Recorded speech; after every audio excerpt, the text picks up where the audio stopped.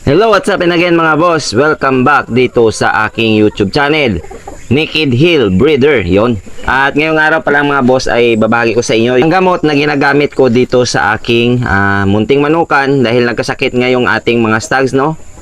Lahat natin ng stags ay nagkahalak at sobrang grabe talaga yung halak nila dahil siguro sa pabago-bagong panahon.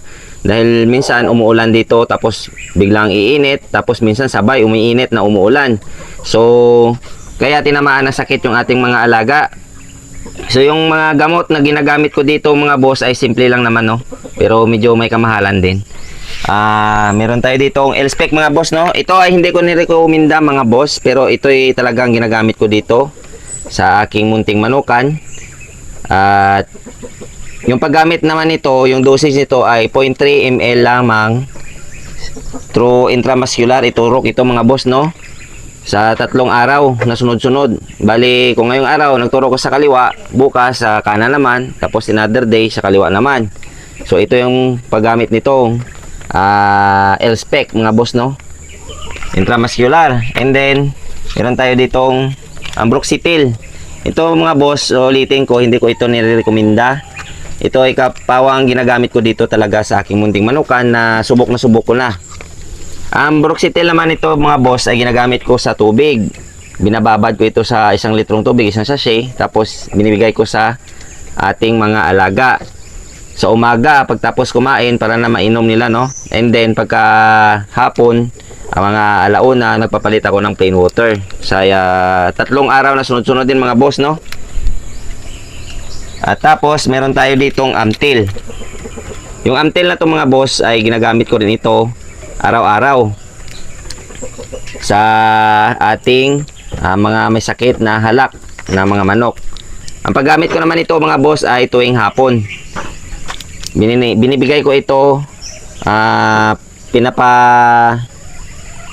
inom o pinapalunok ko sa kanila mga boss, no, isang tableta sa isa nating maalagang manok. Yung paggamit naman nito mga boss ay consistent sa 3 araw mga boss, no. So ngayon ay second day ng aking treatment sa aking mga alaga at hopefully mga boss, no, medyo wala nang tumutunog dito sa may kulungan na parang kumukulo. Hindi kagaya kahapon na ramdam ko talaga na kahit umuupo ako dito may kumukulo na parang meron akong naririnig sa mga alaga natin na kumukulo sa kanilang loob ng katawan, no? Pero ngayon medyo normal na. Hopefully na sana ay gumaling na sila dahil second day na natin ng treatment ngayon. At i-update ko na naman kayo bukas sa ating mga alaga. At yun nga, ito yung klima na naman. Kanina umulan ng tanghali, pero kaninang umaga masyadong mainit yung panahon. At ngayong hapon naman, alas 3 na ngayon ng May 13, ito na naman yung klima, parang uulan na naman. So kailangan talaga natin ng may mga sapat tayo na gamot na aring sakit na mangyari o dumapo sa ating manukan, lalong-lalo na sa ganitong pabago-bagong panahon. So yun lang mga boss, no, sana ay may natutunan naman kayo dito sa aking naibahagi na kaalaman.